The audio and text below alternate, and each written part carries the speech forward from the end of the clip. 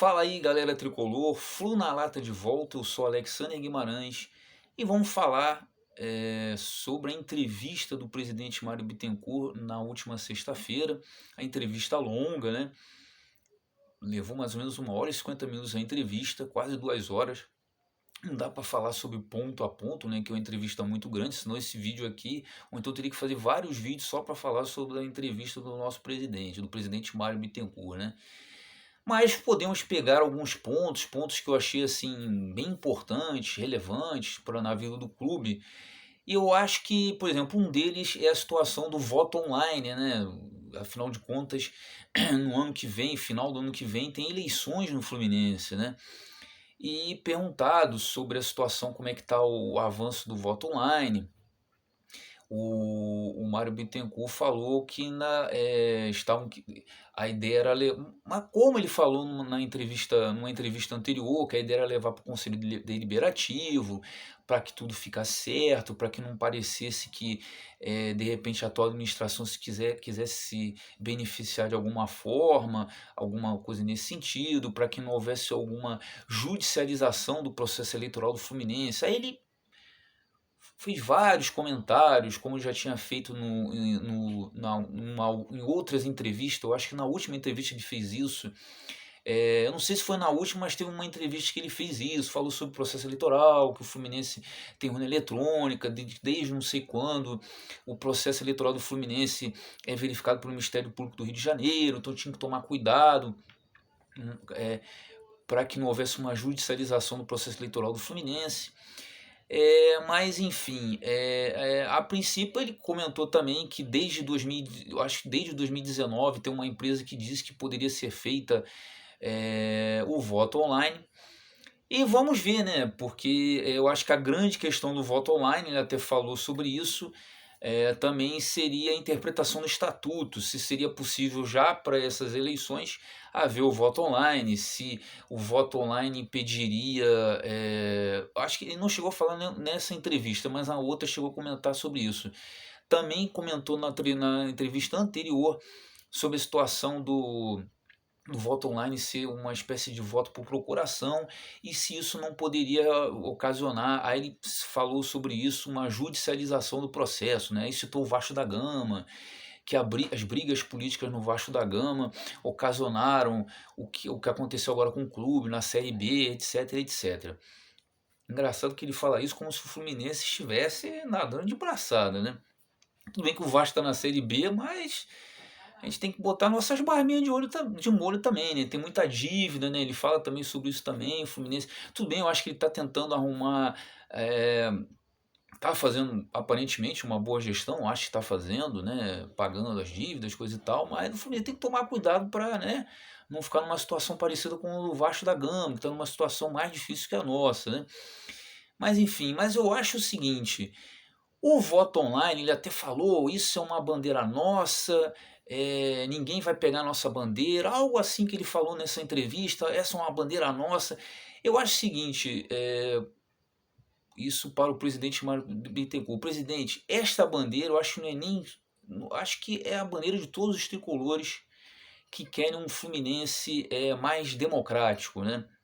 Ele até falou que o Fluminense é o único time do Rio que o sócio torcedor vota, é um dos poucos do Brasil que o sócio torcedor vota, realmente. Mas quanto mais democracia, melhor, né? E o voto online proporcionaria aos torcedores de fora, de outros estados, até no exterior, a poderem escolher o presidente, o próximo presidente do Fluminense, né?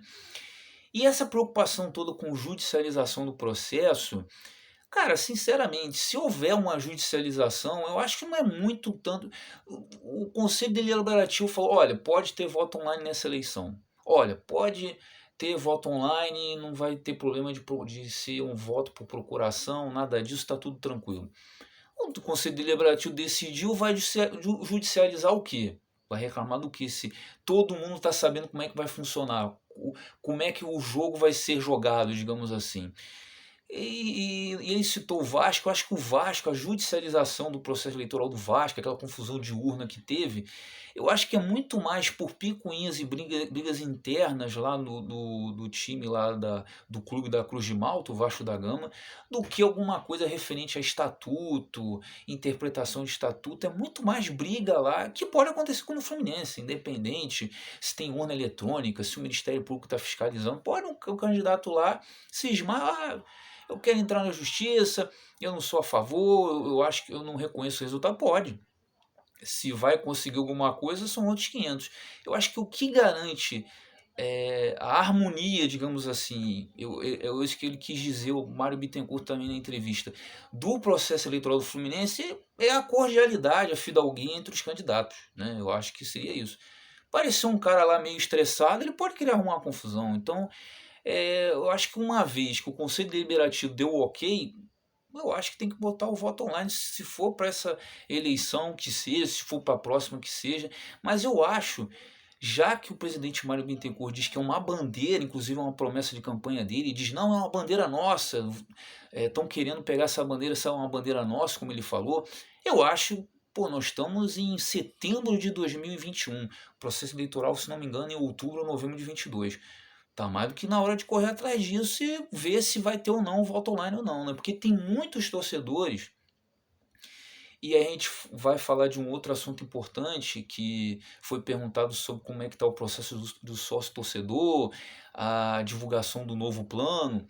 O Mário diz que está segurando, está vendo a situação do público, se de repente pode ser, vai ter uma reunião entre os clubes, né, e a CBF no dia 28 de setembro, para ver se já em outubro já tem público, liberação de público gradualmente, né? O que eu acho temerário, né? Mas ele está esperando aí a liberação de público para começar a pensar realmente em lançar um novo plano de sócio-torcedor, aqueles sócios que ficaram, digamos assim, contribuindo ainda no Fluminense, não saíram do programa de sócio-torcedor por conta da pandemia, vão ter uma prioridade quando voltar o público nos estádios. Ele já falou isso em outras ocasiões, né? E foi perguntado sobre a situação do sócio-torcedor. E o que eu quero dizer é o seguinte: muitas das pessoas que se manteram como sócios torcedores foram justamente para poder, inclusive fora do Rio de Janeiro ou até fora do Brasil, foi justamente pela possibilidade de poderem votar. E aí, lógico, se tiver o voto online, o cara, sei lá, o cara não precisa sair de lá do Maranhão, ou lá de Cuiabá, ou lá de Mato Grosso, ou lá, sei lá, de Goiânia, ou lá do sul do país, ou lá do exterior, para poder vir aqui em Laranjeira votar. O cara online exerce o direito dele. Muitos, se não me engano, tem que ficar 2 anos adimplente como sócio-torcedor, para o sócio-torcedor ter direito a votar. Então muita gente se manteve até pagando regiamente o sócio torcedor do Fluminense, para justamente quando chegar em novembro do ano que vem, outubro do ano que vem, não sei mais ou menos quando é o calendário da eleição do Fluminense, tem o direito de votar. O cara vai ter que sair de lá, não sei aonde, às vezes mora longe, mora em outro estado, longínquo, para poder vir aqui em Laranjeira votar. O voto online facilitaria tudo. Então, eu acho que além dessa, eu acho uma boa o Fluminense premiar os torcedores que se manteram fiéis, não, todo torcedor do Fluminense é fiel, né? Mas se mantiveram ali no sócio torcedor, mesmo na pandemia não podendo ir ao estádio. Além essa prioridade para eles, eu acho importante eles terem o direito do voto online, a votar, e o voto online facilitaria muito, né? Então, o sócio torcedor hoje em dia está em torno de 29.600, eu acho, 29.679, eu acho que é isso, o número de sócios torcedores adimplentes do Fluminense, né? Isso eu vi agora a notícia agora há pouco pelo Netflu, no canal Netflu, né? E o Mário até falou que era necessário ter 60 mil para que o time pudesse ter condições de mais investimento, coisa e tal, pudesse ter condições de montar um time mais forte, mais competitivo, para que pudesse realmente brigar pelos títulos, né? Enfim, Seria ótimo, vamos ver, mas isso tudo depende de como vai ser o plano de sócios, como vai ser essa situação do voto online, contratações, isso aí também faz diferença, né? Eu acho que o Fluminense perdeu um pouco de sócio, o número de sócios era maior do que esse, chegou a quase chegar aos 40 mil naquela campanha, hashtag é pelo Flu, chegou a quase 40 mil. Eu acho que foi perdendo muita gente, que o pessoal começou a ver uns caras estranhos chegarem para jogar e vestirem a camisa do Fluminense, né? Então isso desanima, né? Então cuidado com as contratações, na montagem do elenco, isso aí também faz diferença na hora do cara decidir ser sócio, se manter ou se inscrever como sócio torcedor ou não. E um plano legal que a gente está esperando também, né? Outro assunto importante foi falado foi em relação a Laranjeiras, né? O Mário explicou que através da lei de incentivo à cultura, o Fluminense conseguiu uma verba, já que o Fluminense, a sede do Fluminense e o estádio do Fluminense são tombados pelo patrimônio histórico, né? O Fluminense conseguiu uma verba através da lei de incentivo à cultura, para que houvesse a contratação, a licitação de uma empresa, não já para construir, reformar o estádio das Laranjeiras, para criar um projeto executivo de reforma e restauração da Laranjeira. Então já não é, não é logo a reforma e a restauração. Essa verba é para criar um projeto executivo que aí vai dar as diretrizes para que aí sim haja a reforma e restauração da sede e do estádio do Fluminense, né? Aí, através desse projeto executivo, que vai saber quanto é que vai ser necessário gastar, que não é só uma reforma. O Fluminense, como a sede do Fluminense, o estádio do Fluminense é uma coisa histórica, né? O estádio do Fluminense foi criado, foi inaugurado em 1919, né? Então passa por restauração, né? Não é uma coisa tão simples assim, né? Então o Mário disse que já saiu essa verba e daqui a um tempo, ele deu um prazo assim, acho que 1 mês, 2 meses, ele já deve ter o. Eu não sei se é já a licitação ou é o projeto executivo já. Eu acho que já é o projeto executivo já, com maquete e tudo, para ver como vai ser feita toda a reestruturação aí de Laranjeiras, né? Lembrando que em janeiro de 2022 o presidente Mário até achou que já teria jogos do profissional em janeiro de 2022, a gente, pelo visto, obviamente não vai ter, né? Então vamos ter que aguardar para que o Fluminense tenha os profissionais de volta em Laranjeiras. A ideia dele é o estádio da Laranjeiras servir para 5 a 6 jogos durante o ano. Campeonato Carioca, primeiras fases de Copa do Brasil, e o principal estádio do Fluminense continua a ser o Maracanã, que a gente já tem que ficar de olho aí na licitação que deve estar chegando aí em outubro, novembro, pelo menos lá nos meses de abril, maio, estavam falando sobre isso. O Fluminense vai ter que ficar de olho nessa licitação aí do Maracanã, já que hoje ele administra com o Flamengo o estádio, o templo do futebol, digamos assim, né? Por uma permissão de uso, né? Um processo de permissão de uso, e vai rolar uma licitação aí, que aí vai dar uma concessão, sei lá, de 30, 35 anos, vamos ver de quanto tempo será quem ficar administrando o Maracanã, né? Bom, falou também sobre finanças, né? Ele explicou alguns pagamentos, o Mário afirmou que o Michel Araújo, a compra do Michel Araújo já foi quitada, o Fernando Pacheco também já foi quitado, falta ainda do Sornosa e do Orejuela lá atrás, se não me engano, acho que era a administração do Peter Cince, né? Na falta 3 milhões de dólares. O Fluminense está correndo atrás de em 40 dias pagar uma dívida lá com aquele projeto do Samorim, né? O Samorim lá da Eslováquia, aquele projeto que o Fluminense tinha, aquele intercâmbio, levar os jogadores das nossas divisões de base para lá, para jogar, para fazer um intercâmbio, ganhar experiência lá no exterior. Um projeto que acabou não dando muito certo, o Fluminense desistiu, o clube lá, o Samorim da Eslováquia, acabou processando o Fluminense, deu entrada na FIFA, eles estavam cobrando 1.600.000 euros. O Fluminense na FIFA conseguiu diminuir essa dívida para 536 mil euros, mas é uma grana grande, né? Porque isso é em euros, não é em reais, né? E aí o Mário falou que teria que em 40 dias pagar isso aí, senão o Fluminense podia estar sujeito a punições da FIFA, né?